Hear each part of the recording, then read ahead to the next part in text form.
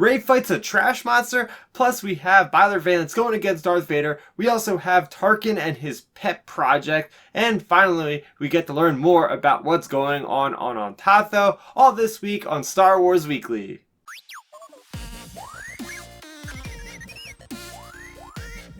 Hello everybody, my name is Starrapter and welcome to the channel. As always, I am talking about Star Wars, and well, more Star Wars. Every week I talk about the comics, novels, TV series, and more. This week is a big week. First off, we go into the journey to the Rise of Skywalker. We are getting closer and closer to the final film of the Skywalker saga, and in preparation for that, we have the publishing push going forward. We have the first issue of Star Wars Allegiance. This is issue number 1, An Old Hope. So similar to what we did with Shattered Empire and the Phasma series before to promote the new movies, we have this taking place right after the events of The Last Jedi. Well, it seems like it probably has been a couple weeks or a couple months in between that and before we go into the Rise of Skywalker. So we pick up, we have the Resistance hanging on by a thread. They don't have a fleet or anything yet. They're hiding out on this trash planet called Eno, which is actually part of the Eno sector that is in Empire Strikes Back, the Hall system, Bespin. It's in that sector of space. So we have the Resistance. They have heard that the First Order has destroyed yet another planet just because, well, they thought that the Resistance was there, and you know, Kylo Ren and Hux are just bloodthirsty to kill any last snuff of the Resistance, the rebellion, whatever they want to call it. So Leia hears of this news and is very deeply sad and says, I don't want to run anymore. We have to start building up our army to go against the First Order. Enough is enough. So she has an idea to bring Rey along with her to pilot the Millennium Falcon. She's bringing along Chewie. They are going to recruit allies. They go back to Mon Cala. That's right. In the Star Wars comic, the flagship series in between Empire and A New Hope, we do have an arc where Leia goes to Mon Cala. So it's great to see that continuity in between her remembering going to Mon Cala way back when 30-something years ago. So we find out that she is not being happily met on the platform to this different kind of Quarren that has a problem. Meanwhile, we have Finn and Poe on another adventure trying to find out different information, and well, Finn ends up getting tracked by bounty hunters who happen to be the same bounty hunters that were in Galaxy's Edge comics, which is a really cool connection because the writer of this miniseries, Ethan Sachs, actually wrote the Galaxy's Edge comics. So nice little tie in there. So this was a very cool issue. I'm really digging it so far because the first thing is, well, first off, the images pop, right? Like, I love the artwork of Luke Ross. This guy does an awesome job illustrating Star Wars, be it either the Darth Maul series or with his series with Thrawn. This guy kills it every time. So much detail, so much color, thanks to the awesome colorist on this. So there's lots to be had in this issue because it goes through all the main characters. That's what I love about it so much, is prepping us. I feel like this is going to be something you're going to want to have to read before you go on the Rise of Skywalker, because we get a little bit of Kylo Ren, we get Rey, we get Poe, we get all those characters in one comic miniseries. This was a little bit of a overlarge issue, but still, there was so much story in here. I loved that whole moment of Rey training, and she doesn't have the lightsaber because, well, last we seen the lightsaber broke. So I'm thinking she'll make that in the Rise of Skywalker. We'll see her reforging the blade or whatever. But for now, she has to resort back to her training on Jakku with the staff. She's going against this junk monster that looks like a reek from Geonosis, if you ask me. So pretty cool stuff there. We also just see the brutality of the First Order. That's what I really like about this issue is, man, right from the get-go, they pull at the heartstrings. You have this benevolent species on this planet that's always remained neutral, and next thing you know, the First Order just pulls up with a flotilla of Star Destroyers and just annihilates the poor people. And it's just really sad to see, like, this entire population just going away. And again, even without Starkiller Base, the First Order is bloodthirsty. They're still going for the throats of anybody that's connected with the Resistance.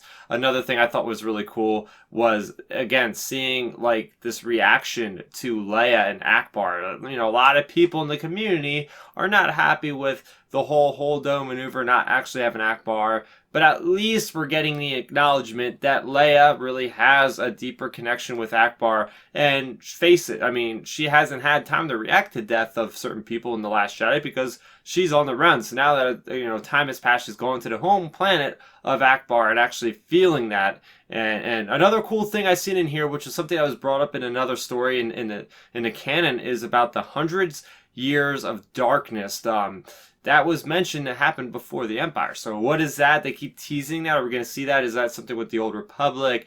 David Benioff, D.B. Weiss, are they going to be doing something on 100 Years of Darkness or something? I don't know, but I'm very excited for the next issue, which is coming out next week. And that's what's really great about this series is every single week for 4 weeks we are getting a new issue of this. So what do you guys think of this one? Let's talk about it in the comment section down below. Also, another comic put out by Marvel that is tying into a future story. This is Jedi Fallen Order Dark Temple, issue number 3, subtitled A Fragile Piece. So we last left off with Sarah. She's stuck in between these two factions. She's actually sided on the faction that is not affiliated with the Republic in hopes of defending these people of their heritage right to this Dark Temple that this other faction, this monopoly kind of commerce thing is trying to take over and sully basically.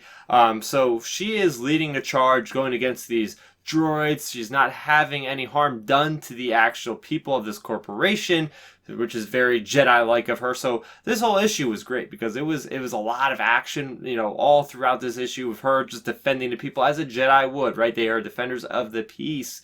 They're not trying to incite war. They will not harm others. We get to the end of this issue and it's a big twist. We find out that Cordova, her master, did not actually perish. She is still around. He was in a back to tank.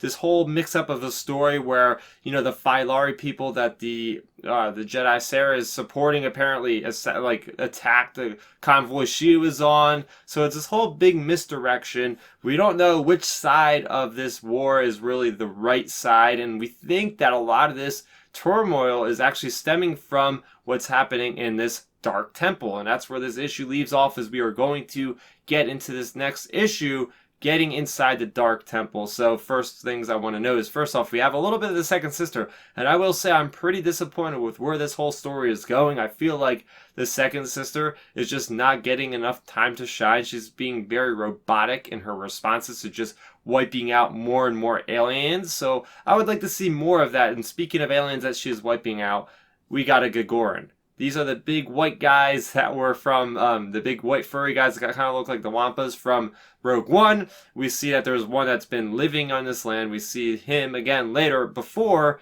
the events with Sarah. So it's always cool seeing them. I do like, again, seeing Cordova. I definitely didn't think this guy was dead. I feel like, oh yeah, second issue, they make it seem like he's dead, but I had a feeling he was going to survive. So I like seeing his side of the story about how things are going to mesh with between her and Sarah and how she was surviving on her own without her master. Things like that. So yeah, we're going to get one more issue of this comic before the game actually comes out. So hopefully we'll get a good amount of information about the Dark Temple in the next one.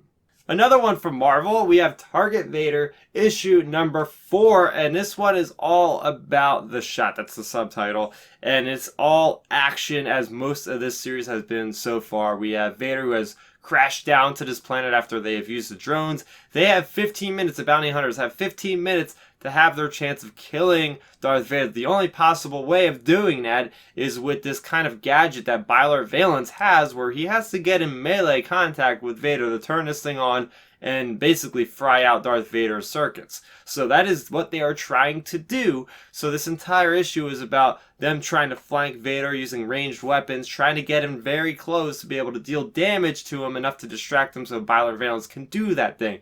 Unfortunately, things don't go as planned. We have a couple we have one casualty, and that is Chio, the guy that looks like the guy from Solo: A Star Wars Story, like Rio Durant, that type of alien. He actually gets brutally mutilated. Like 3 of his arms get chopped off by Vader, and then Vader uses the Gamorrean female to basically have her axe throw and go into Chio. So man, this is uber violent. Like, if you like uber violence in your Star Wars, this is a good chapter for you to read. And we end up having Dengar double cross them, and you kind of seen that one coming, because why does Vader favor Dengar in Empire Strikes Back? Like, obviously, if he was trying to kill him for real, he would have never invited him above aboard his Star Destroyer to track down Han Solo. Anyway, so this whole issue, very good for that. We also get the reveal of this Tusken Raider wannabe. Yeah, well, wannabe. It's not actually a Tusken Raider, but it's a very beautiful female called Gita. So another thing I really like about this issue is just we're getting the history of each one of these members of the Bounty Hunters, well, aside from Dengar. So we're seeing like why they have such animosity and hatred toward the Empire. They each have their own stories of how the Empire wronged them to give them their motivation. So it really does build up these characters and makes them even stronger. And I think this issue, or this story in general, has had better character moments for these lesser characters that are brought into the comics. It really does feel like they're richer characters to me for sure. So I believe we have 2 more issues, and remember, this one is going to tie in to what's going on Hoth, and it will tie into that Empire Ascending one-shot at the end of the year. And finally, last but not least, this one's coming from IDW. This is Return to Vader's Castle. This is issue number 2, and it's all about Tarkin. This is all about Tarkin, the Curse of Tarkin. Man, they are hitting it out of the park. Cavan Scott and the artist is hitting this out of the park. Every issue we're getting every single week, similar to what we're doing with Allegiance, every issue, every week, we have Tarkin basically as Frankenstein. So to set up this whole story, we have this guy who was on Mustafar. He was being tortured. He gets out of being tortured, and he basically, for whatever reason, retells the story. I don't know why he's doing it when he's on a run. But anyway, we learn about Tarkin, the Tarkin Initiative. You've heard about that. That's what the Death Troopers were part of. Well, he's done some experiments back in the day. And, well, he did an experiment on this kind of alien, which is a mishmash of a different kind of aliens. A Wookiee, an Iktachi, scissor punches from Han Solo, whatever that species is, and what looks like whatever the big guys are, Duwatan, there we go, I finally picked it out. It looks like he's just a mixed match of all of them. So immediately in the beginning of this issue, everybody's running for their life on a Star Destroyer because this guy crashes in, and well, he's just tearing people apart. And it turns out the reason why he's doing it is because he's trying to get to his maker, Tarkin. And Tarkin wants to just wipe this thing off the face of the earth because he thought he's done it before. Tarkin, to the point, gets to detonate this entire Star Destroyer with the rest of his crew on there just to get out alive, just to make sure this thing doesn't ever kill anymore. So that's what I liked about this issue, is it really does show the ruthlessness of Tarkin and about what lengths he will go to actually do what he needs to get done. And actually, this monster has a very touching moment. He saves the female captain on this ship. He literally sacrifices himself to get the escape pod to work, to at least save one life. And the whole point of his life was, oh, he was made to breed to kill people. But his last moment was of sacrifice to save somebody. It was a really beautiful moment that I did not expect to come out of like a horror type story. And again, these are an IDW story, which are generally aimed for the kids, but I mean, the kids might be scared of this stuff. I'm not gonna lie, some of it's pretty creepy, especially go back and watch the video I did for the Darth Maul issue that came out last week. So overall, horror vibes. The whole thing with Tarkin being like Frankenstein's creator is just a perfect kind of continuity thing that really goes into who Tarkin really is with these experiments. So really, really enjoyed this one. I think next week we have one on Asajj Ventress. Also next week you guys can look forward to Allegiance number 2. So that's going to do it for me, Starraptor. What did you think about all these comics? It was a very busy week for Star Wars, and it will continue to be. Now that we have Star Wars Resistance back on air, I have my review for that. Make sure you check that out. I also do a review for different kind of, the Choose Your Destiny Finn and Poe adventure. I did a review for that. I will have a review coming out for the Spark of the Resistance, that YA novel that is coming out to tie into the Rise of Skywalker. So there's just so much content that you guys should subscribe to the channel, because there's going to be a lot more coming your way. If you're fans of Star Wars, you're going to want to follow this channel. That is going to do it for me, Starraptor. Thank you so much for watching, and may the Force be with you always. Thanks for checking out the video. Please hit that thumbs up symbol. It helps me know that I'm making content that you guys enjoy. And if you enjoyed this video, I also include 2 videos down below you guys should check out. And please consider subscribing to this channel. It helps support me, and it notifies you guys of when I get new videos up on the channel. You can also contact me on Twitter, Facebook, and Instagram at Starrapter.